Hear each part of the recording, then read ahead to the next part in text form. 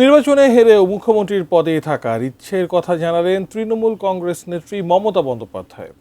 বিধানসভা নির্বাচনের ফলাফল ঘোষণার পর মঙ্গলবার কালীঘাট থেকে দলের ঘনিষ্ঠদের নিয়ে প্রথম সংবাদ সম্মেলনে একথা জানান পশ্চিমবঙ্গের বিদায়ী মুখ্যমন্ত্রী। এছাড়াও বিজেপি ও নির্বাচন কমিশনের বিরুদ্ধে বিষোদ্গার করেন মমতা বন্দ্যোপাধ্যায়। ভোট গণনার পর সুনিশ্চিত পরাজয় সত্ত্বেও মুখ্যমন্ত্রীর পদ না ছাড়ার কথা জানালেন মমতা বন্দ্যোপাধ্যায়। মঙ্গলবার সংবাদ সম্মেলনে তিনি দাবি করেন জনগণের রায় নয়, বরং ষড়যন্ত্রের মাধ্যমে তৃণমূল কংগ্রেসকে পরাজিত করা হয়েছে।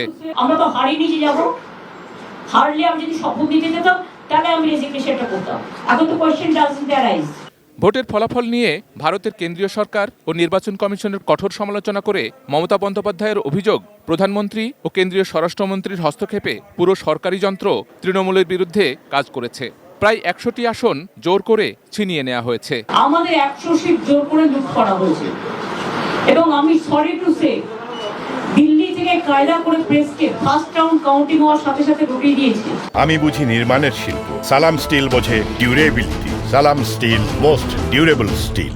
মমতা বন্দ্যোপাধ্যায় বলেন বিজেপি নয়, বরং তৃণমূলকে লড়তে হয়েছে নির্বাচন কমিশনের বিরুদ্ধে। নির্বাচন কমিশনারকে ভিলেন আখ্যা দিয়ে তিনি বলেন ভারতীয় গণতন্ত্রে কালো ইতিহাস তৈরি করেছেন commissioner.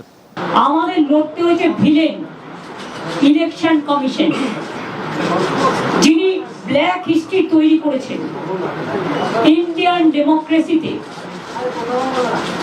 Sad to say CEC became the villain of this election.